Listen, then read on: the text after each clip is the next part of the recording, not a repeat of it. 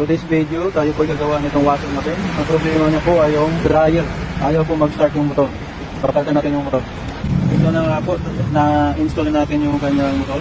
Magkikitayin tayo ngayon.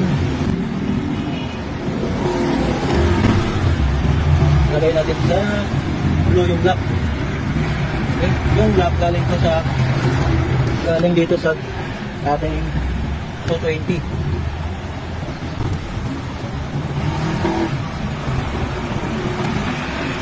And yung gray, ilalagay natin sa gray. No? Yung galing sa timer ng galing sa timer ng dryer. Tapos yung green, yun ay sa capacitor. No? Tapos yung kabila ng capacitor, ilalagay natin siya sa gray. Okay?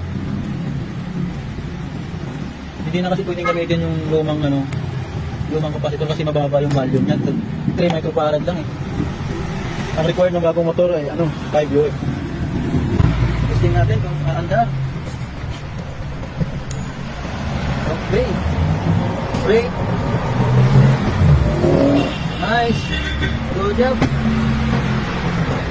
Thanks for watching.